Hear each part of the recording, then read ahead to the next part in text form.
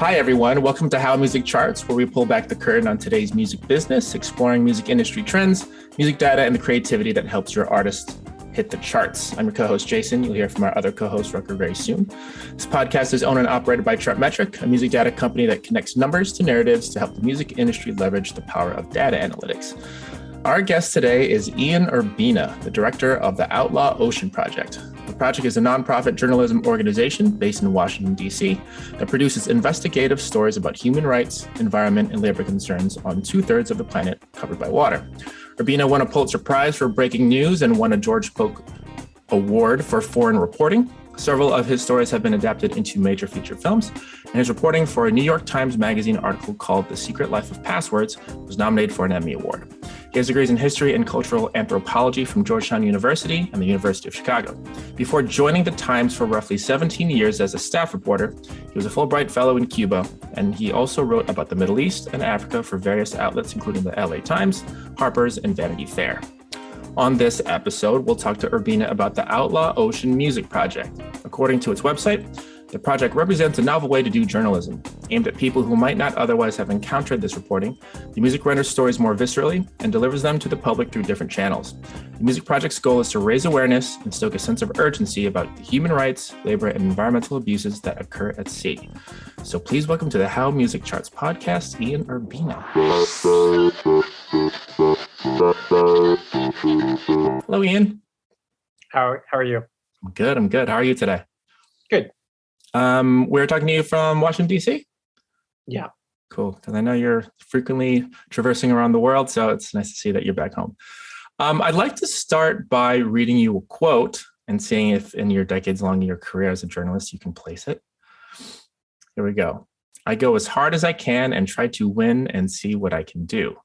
It's a matter of concentrating and being psyched, but it's also a matter of not getting too tense and staying relaxed. I found in 3 years I've learned how to find the balance. Oh, wow. It sounds like a running quote. Is from a younger me, maybe. It is. Yeah, it's from you. And that's a wonderful thing. So that quote is from you when you were a young high school runner at St. Albans. You really did your homework. That sounds right. So I couldn't help but call it out because I noticed in the article that you suffered from Osgood-Schlatter disease, which I also did. It's not very fun. For those who are listening and don't have no idea what it is, I wouldn't be surprised if you didn't. It's this thing where it looks like an alien is growing out of your knee because some tendons are pulling on your shin bone and it swells up, and it's not fun. So I bring it up also partially. I'll try to transition this because it really seems like, I mean, you won like national awards for your time as a runner in that part of your life. Is there anything that you learned at such a young age from your running days and how it kind of shaped how you approach your journalism work later in your career? Yeah, I mean, that's a really smart and surprising question. But yes, I think that long distance running, I think athletics in general, or anything, music, athletics, anything that really takes a lot of time to master, inherently teaches you the value of endurance. And running, and I was a long distance runner, surely taught that, plus sort of the value of pain, that there is a purpose in certain types of pain if you spread it out. So I think running helped me in grad school, running helped me as an investigative journalist, running helped me to build the journalism organization we have now, just because it taught me that good things come to those who work at it for a long time. That makes a lot of sense. Obviously, a lot of our listeners are in music, so I can't help but notice that in one of your Outlaw Ocean videos, you mentioned you've been a lifelong hip hop fan. You want to talk about that for a little bit? How you discovered hip hop? Maybe some of your favorite tunes growing up? Oh, well, I'm gonna date myself. I'm 49, and so the references I make now to hip hop get a blank stare from my 18-year-old son. KRS One and Beastie Boys and Run DMC and that's what was Public Enemy, Chuck D. that's what I grew up listening to and fell in love with, and never turned back. And all the way through to the likes of Lin-Manuel Miranda, who's not a rapper per se, but did something quite spectacular with hip hop in melding it with an academic treatise and taking what might seem like an odd material or a topic in Hamilton and using rap for what it can be used for, which is, explanatory journalism. In my view, that's sort of what Hamilton is in a dazzling, beautiful, inspiring way. So that's kind of what I wanted to do, something like that with my reporting.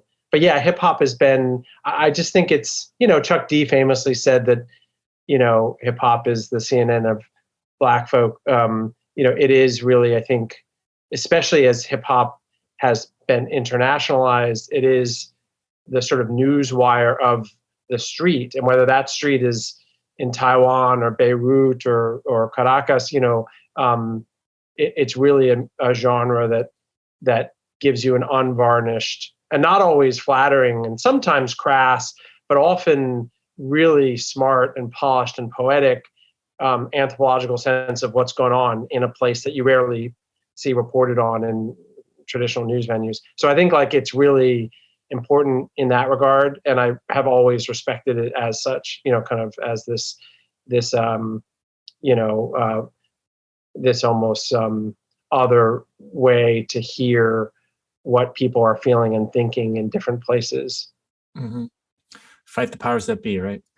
So you're an investigative journalist, self-described, not necessarily a beat journalist. Could you, for those of us who are kind of, strangers to this world, could you kind of talk about that difference a little bit? Yeah, I mean, beat reporters, super essential, operate with different metabolism. They have usually a topic or a region or a person or a profession or whatever that is their beat. And their job is to own it, to police that terrain like it's a backyard, and anything that moves in it, they need to know what it is, where it's going, and be ready to write about it if you're a print journalist. So beat reporters also have to produce a lot more content. Often at the New York Times, if you're a beat reporter, you might be writing 2 stories, 3 stories a day. And you also are doing stories that are meant to that are a little bit closer to stenography. They're telling the consumer, the readers, what happened in a really flat way, if possible. Sort of he said, she said, but not in a bad sense. It's really just stenography of events. And some analysis. Investigative journalism, enterprise journalism, long-form narrative journalism is something else. It has the luxury of time. So if you're in that realm, you have more time and freedom to work on things, to go deep, obsessively so, perhaps. But you also have different expectations on you. There is more of an expectation that you're going to do things differently, more innovatively, with more polish, with more rigor, because you have that luxury of time, longer. And so, I personally sort of think of investigative as having an inherent professional mission of focusing on things that are broken that need to be fixed. You're supposed to go out there, whatever it is, and find things that are wrong and cast, really stark light on it in a very fair way. But really aggressively. It's prosecutorial in some sense. And that's what investigative journalists, as I think of them and us, are meant to do. And for those who have maybe not been as familiar with his work, it's covered topics from unpaid immigrant detainees, Department of Defense and prison labor, Spitzer, prostitution scandal, the oil industry practice of fracking, which became Promised Land, I think, or at least inspired partially the 2012 Matt Damon, Gus Van Sant movie, which is pretty cool. So in 2017, you took a hiatus from the New York Times to produce this book about lawlessness at sea, which eventually became Outlaw Ocean in 2019, made the New York Times bestseller list. Congratulations.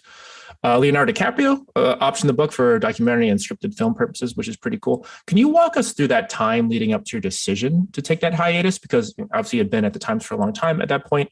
And what kind of compelled you to make that full-time jump? So when I on staff at the Times, I was an investigative reporter, and I was tasked with finding either singular big stories that I'd get to work on for a while, or series, a bunch of stories that roll out as a series. I produced a series about lawlessness and crimes at sea around the world and in the paper, and that was called The Outlaw Ocean, and it was 7 pieces on the front page and then a magazine story. And it really captured me topically in a way that nothing I had ever produced did before. And when my time was up after doing it for a year and a half or so, and my editor said, okay, it's time to choose a new target, there was a lot of stories that I hadn't gotten to that I really thought were super urgent. And what's distinct about that 2/3 of the planet that's water is there's very little journalism coming from that space. And so that chasm between the anemia of the amount of journalism and journalists out there doing these things and the richness and virgin snow nature of the topics themselves, I was sucked into that chasm. So I decided, why don't I take a leave and go back out to sea with this amazing Brazilian videographer named Fabio Nascimento, and let's produce a book, that captures those additional stories. So that's what I did. Can you explain maybe like elevator pitch of what Outlaw Ocean Music Project is and what you're ultimately trying to accomplish with it? Yeah, so what the Outlaw Ocean Music Project is a subordinate project to the nonprofit organization I run, which is called the Outlaw Ocean Project. We produce stories, long-form stories. One of the things, though, that I left the Times and created my own organization to do differently was innovate in distribution of stories. So I thought there was a lot of really creative, smart things happening in the framing of stories and the reporting of stories and the presentation of stories. But I didn't feel like there was as much innovation and daring happening in how you get the stories out there into the world. And, when I talked to my then 16-year-old, now 18-year-old son, and he doesn't read the New Yorker or the New York Times or Washington Post, but he consumes a lot of news, and the likes of his age demographic tell me that, or I watch and see that they're taking in a lot of information. They're very smart, they're informed, but they're often taking it in on alternate platforms, TikTok, YouTube, Spotify.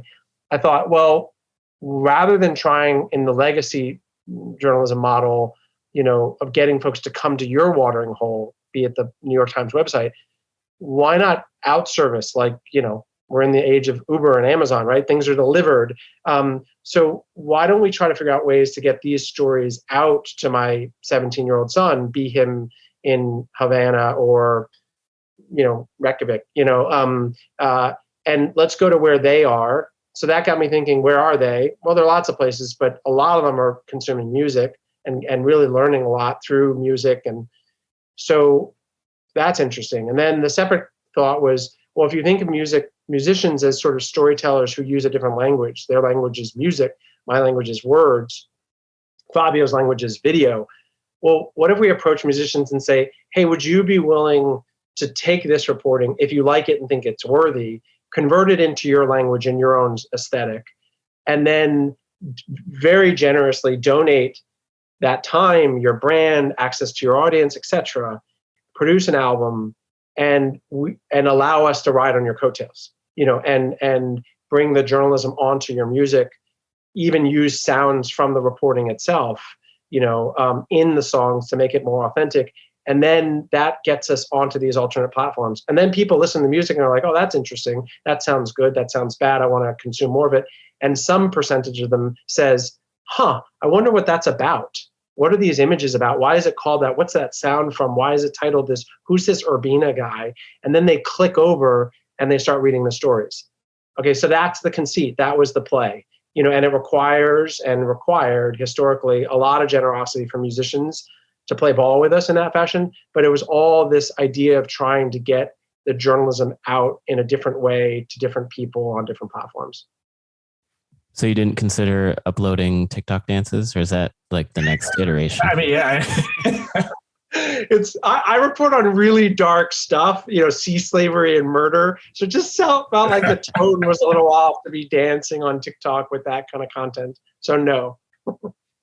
Can you talk a little bit about the process of executing the music project in particular? Like, how long did it take? Had you had any prior experience with the music industry, or was this like a total crash course?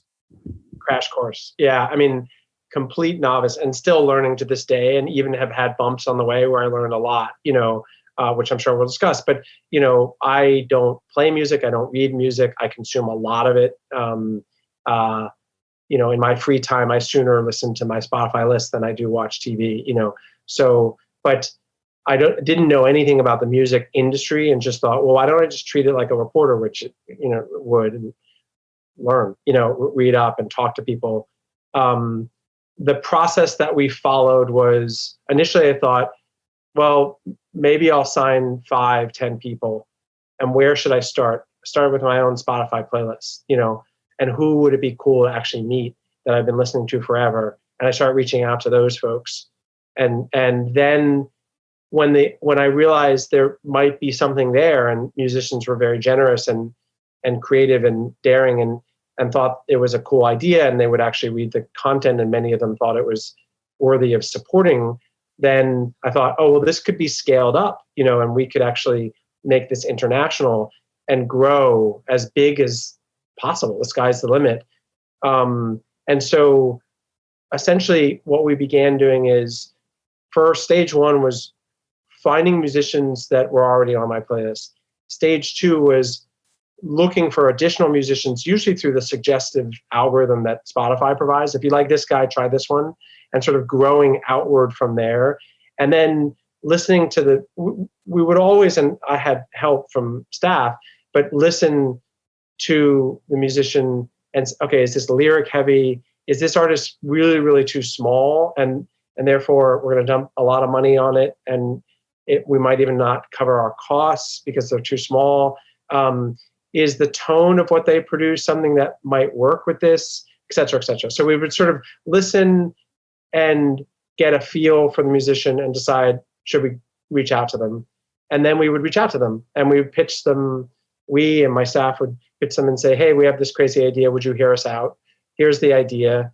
And again, the key thing to emphasize here, and to some significant degree has always been emphasized, is our pitch was not a pitch that was a good, the contract and the pitch and the relationship is not one that is about the finances and super beneficial for the musician.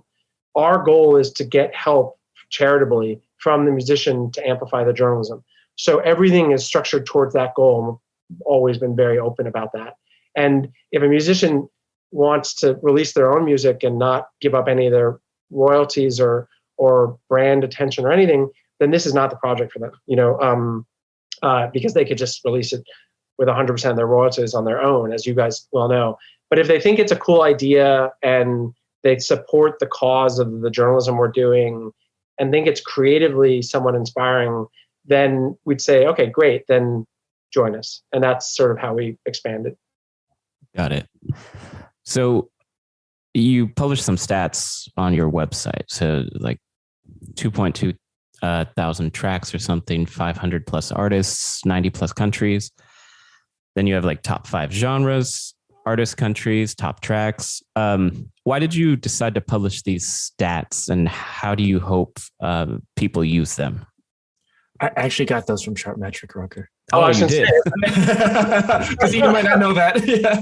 Sorry. Oh, thank you for saving me, Jason, because I was like, really dumb. Like, I don't know. I don't know. Yeah, so sorry, Rucker, that's my bad. So yeah, what Rucker just read is our tool Chartmetric. It's like we do stats in the music industry, and so that was some stuff from your Spotify playlist.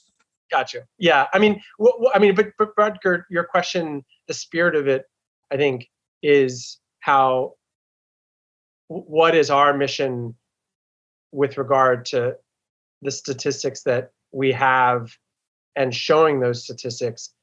Our mission is, number one, sort of to grow the size of what I sort of metaphorically think of as a creative international flash mob, right? And the bigger the mob, the cooler the performance art, right? And so our ambition has always been, and this is why, on the front page of the website, it says, hundreds of musicians, one mission. And we've got this huge global map with all these pulsating dots that show all the places where we've got musicians. The point is to say, like, this is big and we're really proud of that. Like, the bigger we can get, the better, because again, the mission is to try to get this music and the journalism out there in lots of places that a story that's locked down exclusively in the BBC or the Guardian or the New York Times won't get to those places. So that's the point that we're aiming to achieve in showing the statistics that we do show.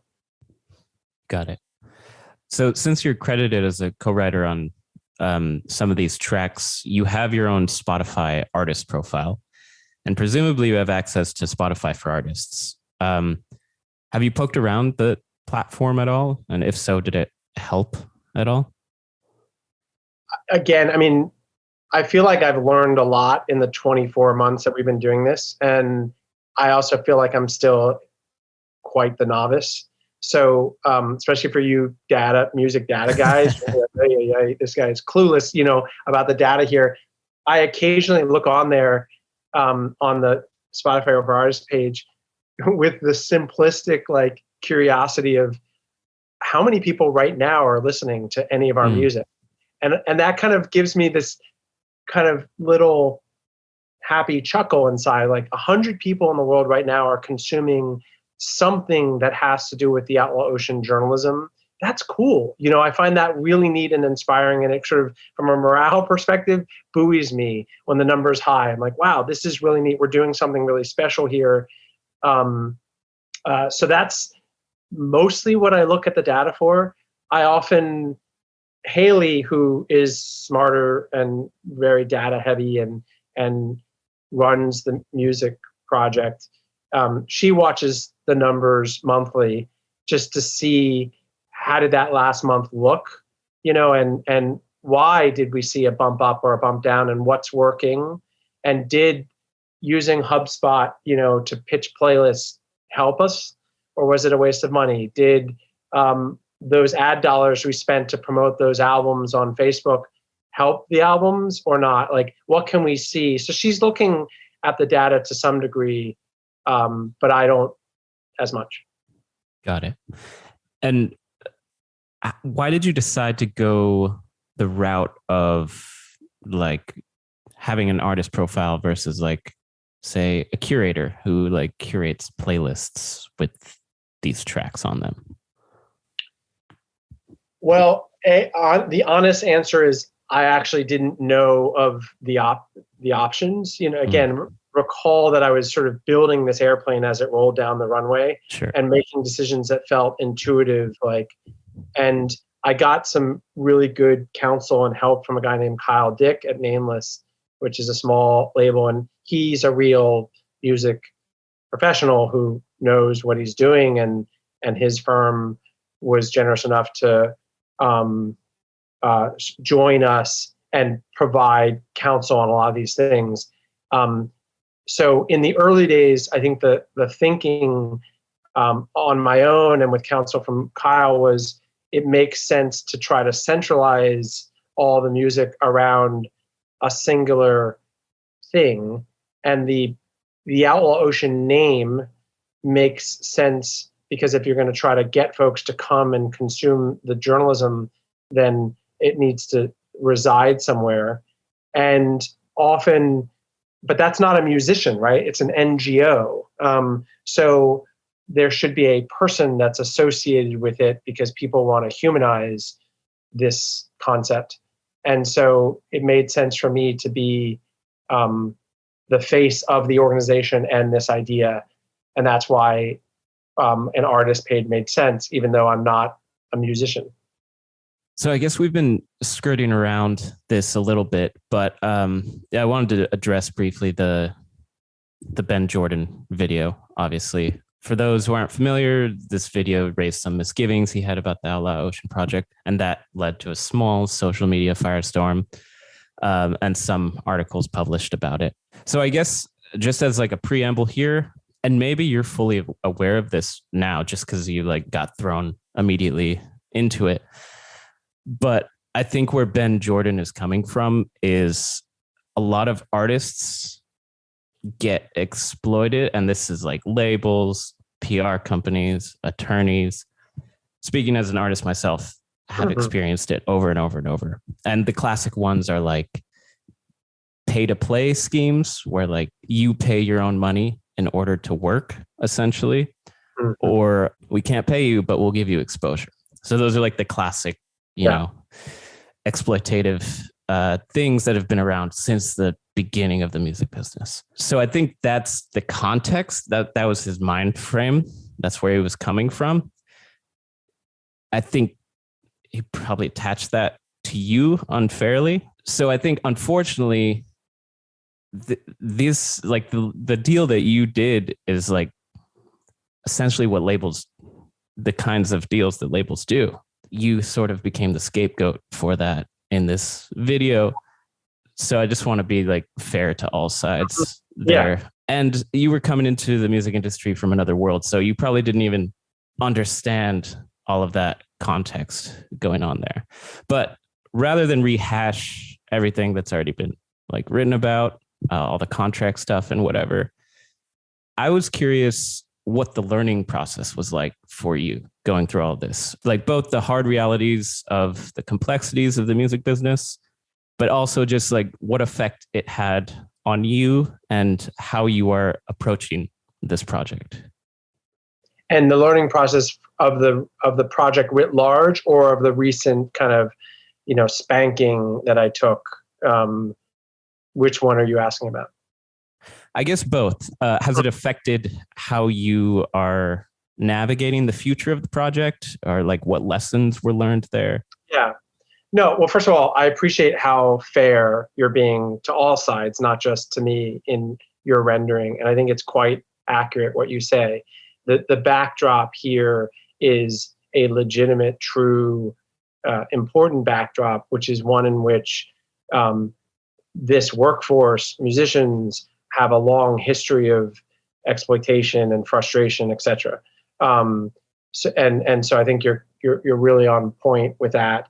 I think that you're also on point to say, you know, that's definitely not how we, by motivation nor behavior, actual outcomes, handled this. And that's where I think some of the video and the subsequent kind of firestorm was unfair and inaccurate.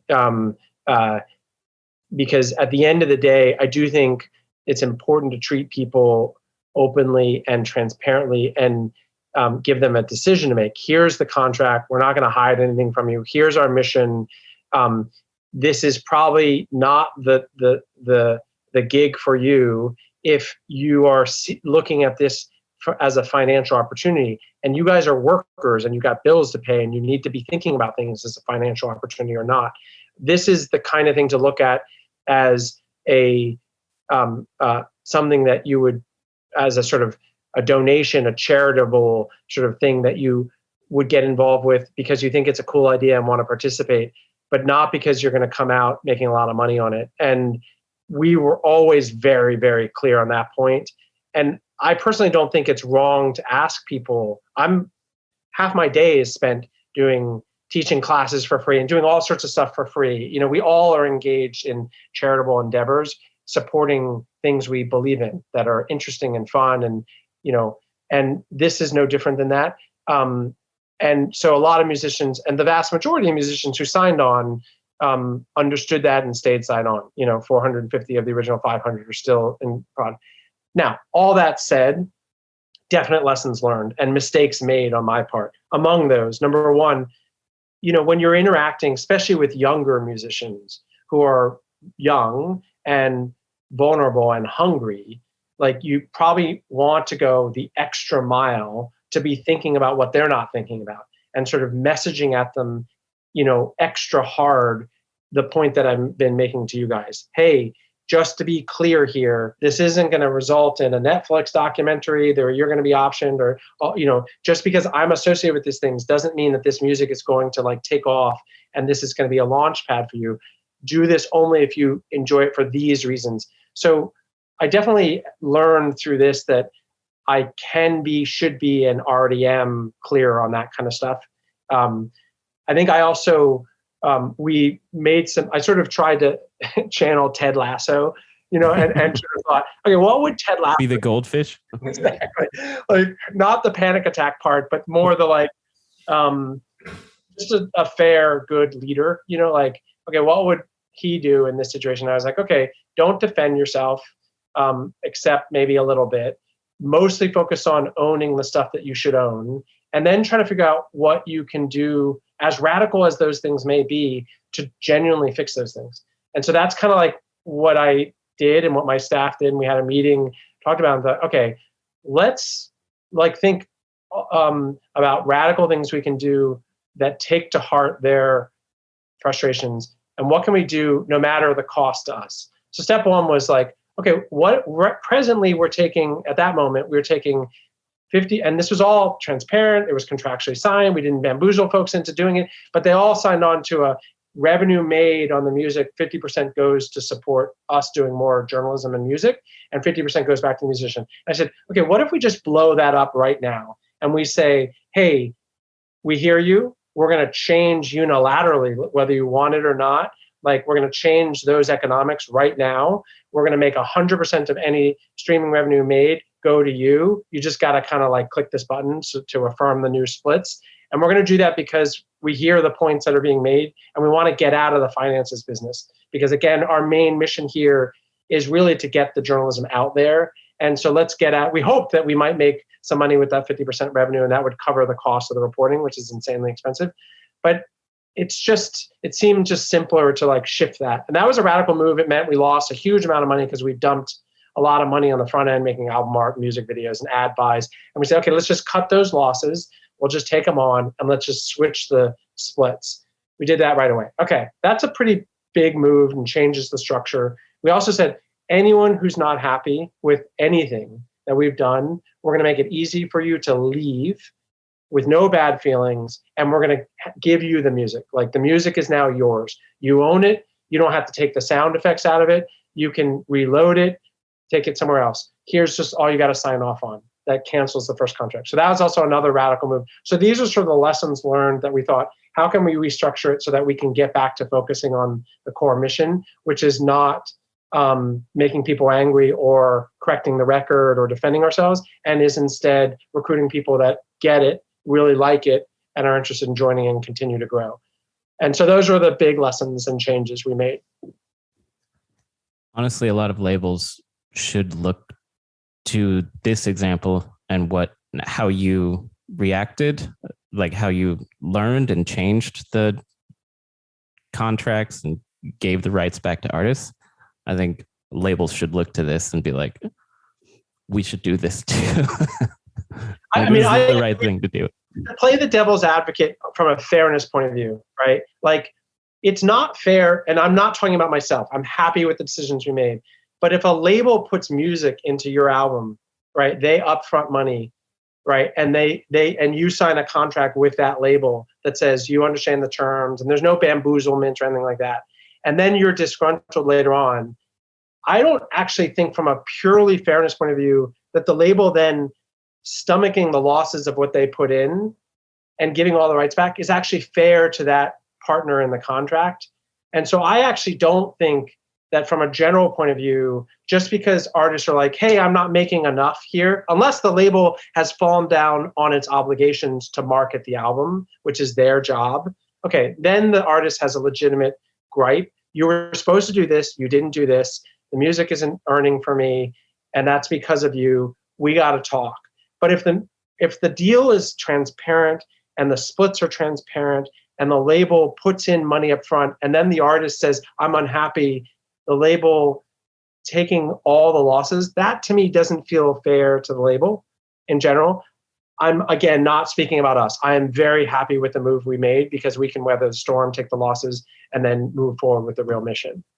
Yeah, sure. I think the real thing for artists is like the ownership of the copyright. And that's why I think a lot of deals now are licensing deals. So the labels don't actually own the copyright of the artist, and the artist has the control to do what they want. I think that's the important part. That makes sense. Yeah, and again, I think like if tomorrow Human Rights Watch said, "Hey, Rutger, would you make a song for us?" And we're asking you for a charitable thing. It's going to be the theme song for our, campaign against domestic violence, and we're looking for you to donate to us. But the only way we can do this, Rutger, is if you donate it in full, because only if we own it can we then use it in these other ways, our legal department tells us. And so they come to you and they're very transparent about it, and they ask you straight up. And then you say, yeah, man, you guys do good work. I really care a lot about this issue of domestic violence. Yeah, let me throw down a track and give it to you as a gift. To me, I don't feel like there's any exploitation or crime or immorality there if Rutger is a adult and makes the decision to say, yes, I'm going to give this to you and you own it. Like he made that decision, and he's donating it to them, and he's donating in a way that they actually can use it. And they asked him straight up. So to me, I don't always think that a musician giving something in full is wrong. I just think that the musicians should really go in with their eyes open and make that decision. And most contracts should not be those, right? Like most contracts, for you to pay your rent, you need to not be giving all your stuff to Human Rights Watch. Like you need to be selling your stuff in a licensed fashion so you can monetize it. That makes sense to me too. Part of the inspiration for the Outlaw Ocean Music Project was kind of what you saw Lin-Manuel Miranda do with Hamilton. In your area of the world, the journalism world, have you seen other projects kind of use music, or maybe it's not even music, but maybe it's gaming, maybe it's some other form of entertainment? Have you seen other similarly driven investigative journalism projects kind of launch in such a way, using multimedia as a way to amplify the message? Well, all right. So no, when it comes to investigative, because it's a radioactive product. It's pretty dark typically and hard hitting, and it's a hard thing to package and transform into other forms of art. And also just traditional legacy outlets are typically the ones that have the budget to do really good investigative because it's expensive, and they tend to be risk averse. And so for those cultural reasons, but the notion of taking journalism of various sorts and teaming up with art in different forms, art being interactive art that we call video games, art being animation, stop motion, sort of mini documentaries that get streamed on social via Instagram, art being mural projects, art being music. That I've seen in isolated fashions, used more often by advocacy groups that are pushing a campaign and trying to use art to message, and sometimes by journalists. I personally think it's a really fertile idea to try to, if you can police certain rules, right? You don't want to bastardize the journalism and convert it in a way that sort of, like with mine, make misery porn. Like you got to be careful not to monetize and commercialize the story in a way that ends up disrespecting its focus. But there are ways to do that, and that's kind of one of the things I want to experiment with more, with music, but also with murals and installation arts and video games, and sort of embed journalism into these things more creatively, because I think that if we're going to break out of the demographic of people who read the New Yorker and the New York Times and these sorts of venues and really speak to the rest of the world and different demographics, then we got to use other platforms. Well, cheers to you after what happened in the past few months, continue to want to do that. Is there anything that you can talk about regarding any of these other projects that you have in the oven, so to speak? No, I mean, we're talking with some video game companies that specialize in creating video games that are sort of socially conscious, but still fun. Not like too overly didactic, but that have a structure that's fictionalized, but exposes and teaches something in that experience. And then between the fictional gameplay layers, they're often, you can choose or choose not, but there's the option to switch gears and actually consume like a mini documentary. It's like, oh, you just went through that, you want to see what that's about in the real world, here's a quick thing you can consume. I think that's a really neat direction to go, and we're talking with some companies on that. And we've already done a bunch of things with animation and stop motion artists. We just had a huge investigation in the New Yorker about some awful things happening in Libya, and we teamed up with animators to make videos paired with music project music that was an alternate way to experience in a sort of more artistic rendering some of the issues in the story. We also teamed up with Pop-Up Magazine and put the Libya investigation on stage. So theater and live presentations of the journalism is another thing that we've already done, and we did with Libya, and we put it on tour throughout the country in 5 cities, and that was amazing, sellout, crowd, and really beautiful. Awesome. Well, more power to those projects. I guess let's just wrap it up. For those who have not seen it, please visit theoutlawocean.com to check out this project. Specifically, you can also look at the outlawoceanmusic.com to check out the music itself. It's also available on YouTube, Spotify. If you just check it out, I'm sure it'll pop up when you search it. Is there anything else you want to kind of leave? If people want to check out your work or say hi to you on the social medias, if you're in that world, Ian? No, I just would say to you guys, I appreciate the fairness and rigor, and nuance you brought to the topic. It's a really smart handling, and I think kind of the data is really where the gems are that tell you where people are moving and what they're doing. So I wish I was more fluent in understanding it, but I think that it's probably what's going to kind of help us grow as an organization in these very projects. The music industry is sometimes more confusing than the open seas, I am sure. So anyway, thanks for your time, Ian. And please check it out, the Outlaw Ocean Music Project. All right, take care, Ian. Thank you. Bye, Ian. How Music Charts is written and produced by Jason Hoven and Rutger Rosenborg of Chartmetric. Free Chartmetric accounts are available at chartmetric.com, and podcast notes are at blog.chartmetric.com. You can also subscribe there for additional insights delivered to your inbox right after we publish. Did we mention we have a YouTube channel? That's right, subscribe for Chartmetric tutorials and tips for indie artists. Follow our thoughts on LinkedIn, Twitter, Instagram, and Facebook, all at Chartmetric. That's Chartmetric, no S. That's it. Thanks for listening, and we'll see you next time.